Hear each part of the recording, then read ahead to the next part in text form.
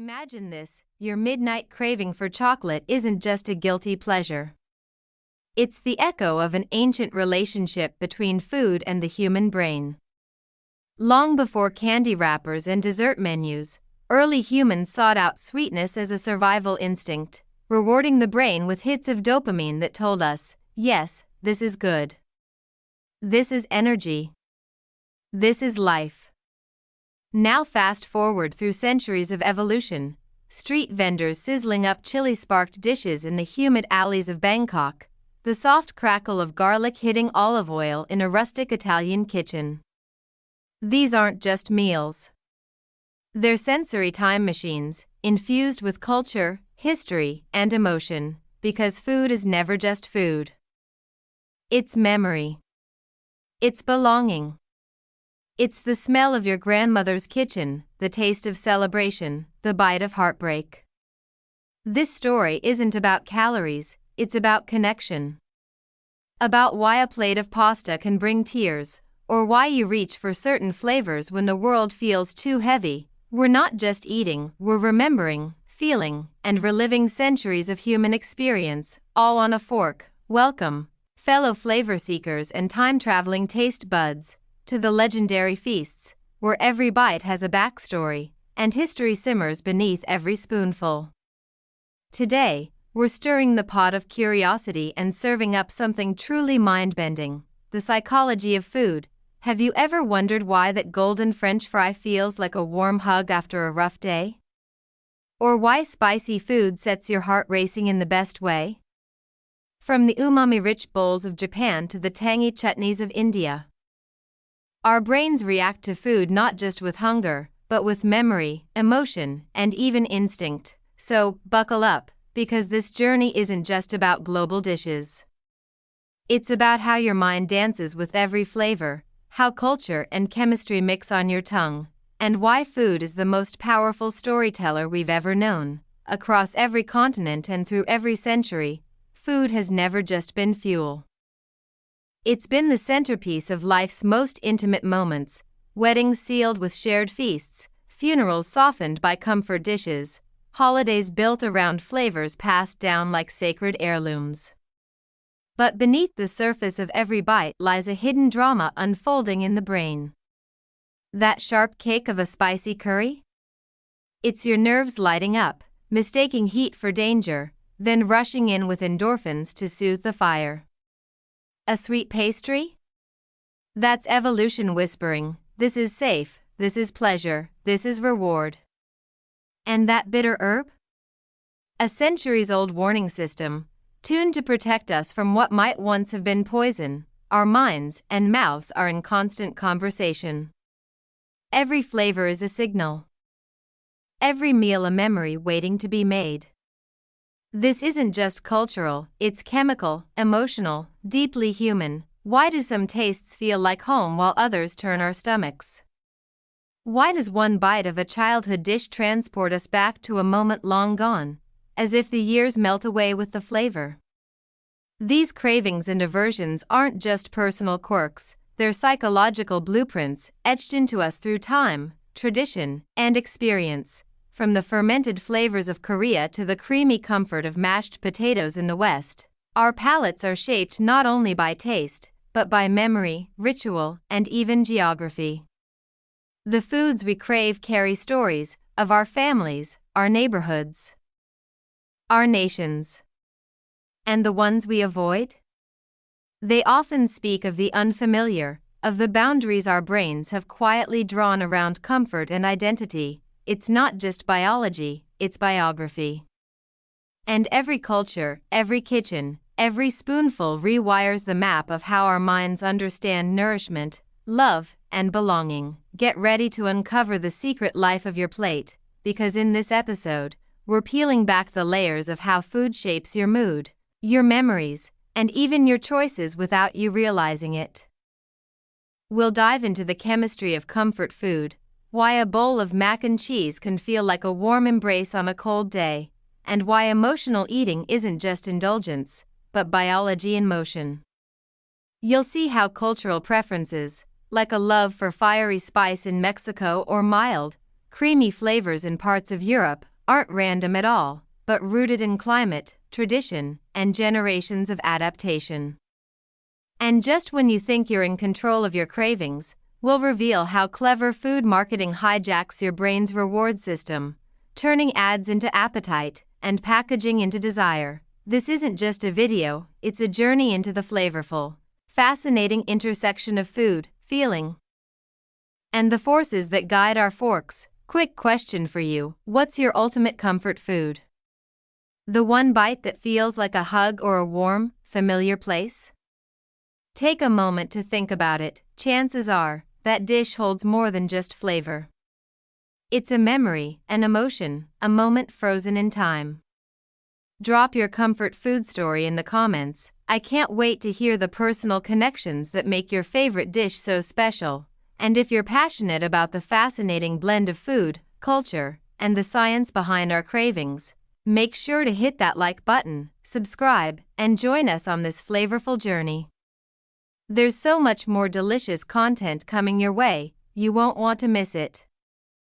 Let's unlock the brain's most delicious secret: how our neural pathways light up in response to food. Ever wonder why that first bite of chocolate feels like pure bliss? It's because your brain is flooded with dopamine, the feel-good neurotransmitter that makes you feel on top of the world with every sweet bite. But it's not just sugar that gets us hooked. When you reach for something salty or fatty, your brain activates its reward circuits, releasing serotonin, another brain chemical that gives you that comforting, satisfied feeling. This is the ancient wiring we've inherited. Our brains are hardwired to seek out these flavors because they signal energy and survival. In short, every bite is a mini dopamine party. And those cravings? They're not just about satisfying hunger, they're your brain's way of rewarding you for keeping it alive and well. So, the next time you find yourself reaching for that salty snack or indulgent dessert, remember, it's not just your taste buds in charge, it's your brain's clever chemistry at work. Our food preferences aren't just born from biology, they're shaped by culture, family, and the memories we form with every meal. Think about it: the food you loved as a child, the dishes you associate with home, warmth, and comfort. These aren't just tastes. They're markers of identity, shaped by early experiences and the cultural environment that surrounded you. From the spicy curries of India to the subtle sweetness of Scandinavian pastries, every culture has its own unique food language, one that gets passed down through generations. These early flavors, ingrained in childhood, don't just form our preferences, they anchor us to places, people, and memories. We associate the taste of our mother's cooking with love, celebration, and safety, while unfamiliar foods often trigger hesitation or even rejection. So, the foods you crave? They're not just what you've been taught to like, they're part of the cultural story you've been living, influencing your taste buds long before you even realized it. In some cultures, food isn't just a source of nutrition, it's a form of therapy.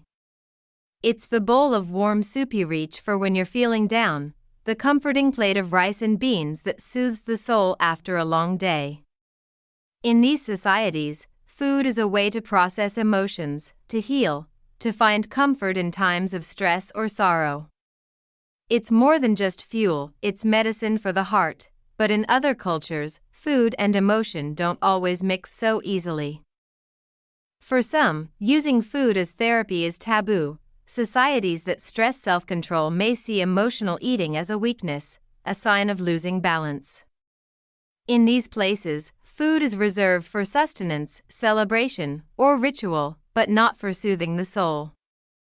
It's a reminder that food's role is not just about what it nourishes, but how it nourishes, and the deeper cultural beliefs that shape these choices. From comfort foods shared after a loss to the avoidance of indulgence in times of grief, the connection between food and emotion tells us as much about society's values as it does about our own personal histories. Take a journey around the world, and you'll find that food preferences aren't just about culture, they're about how our brains process flavor, danger, and pleasure. In Korea, Fermented foods like kimchi are a beloved staple, packed with probiotics. These tangy, umami-rich dishes not only support gut health but also represent centuries of cultural heritage. But venture into other cultures, and fermented foods often carry a reputation of being acquired tastes or even unpleasant. So why the difference? It's not just about food, it's about how our brains are conditioned to react. Similarly, when it comes to spice, there's a fascinating connection to thrill-seeking behavior. Cultures that embrace spicy foods often have people who crave that fiery rush, those who love the endorphin high that comes with eating something that sets their mouths ablaze. Studies show that these spice lovers may actually have a higher tolerance for pain or discomfort, seeking that buzz that comes from a little danger on the tongue. For them, the more intense the spice, the more satisfying the experience. What does this tell us? That our global palates are wired not just by tradition, but by the ways our brains interpret flavor and sensation, making food a thrilling, sometimes fearsome, experience that's as much about the mind as it is the taste buds. Food ads aren't just selling a product, they're selling emotion, memory, and desire. The next time you see a commercial for a burger, think about how it makes you feel: the sizzle of the patty, the vibrant red and yellow of the packaging, the soundtrack that evokes feelings of happiness and nostalgia. These ads don't just target your stomach, they target your brain, hijacking your sense of longing and familiarity to trigger cravings you didn't even know you had. It's all about nostalgia. Food marketers know that the key to your heart and your wallet isn't just about taste, it's about remembering the good times, the comfort of a childhood snack, the celebration of a holiday meal. The right colors, red to stimulate appetite, yellow to evoke happiness, combined with familiar tunes and comforting narratives, are designed to pull you in and make you yearn for those flavors. Even if you're not hungry, this is no accident. Advertisers understand the science of memory and the way your brain connects food with joy, family, and the warmth of tradition.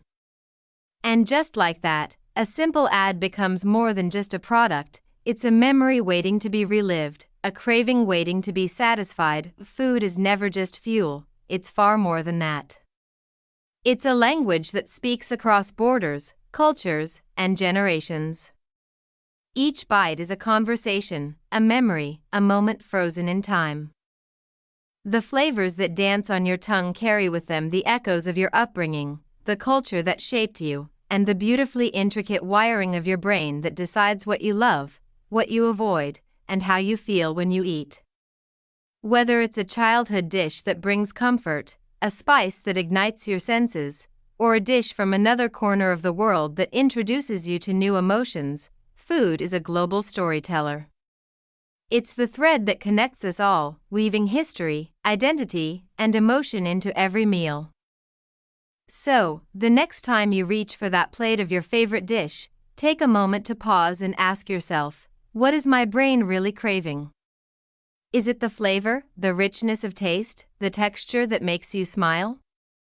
Or is it the feeling behind it, the memories, the comfort, the deep sense of belonging that comes with every bite? Understanding the psychology of food isn't just about eating better, it's about living more consciously.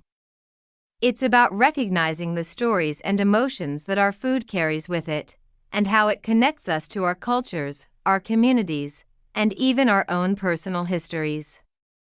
The next time you eat, let it be more than just a meal, let it be a deeper connection to the world around you. If this video fed your curiosity, don't forget to give it a thumbs up, share it with a fellow foodie who'll appreciate the journey, and hit that subscribe button for more brain food every week. Until next time, stay curious, stay inspired, and never stop exploring the story behind your next bite.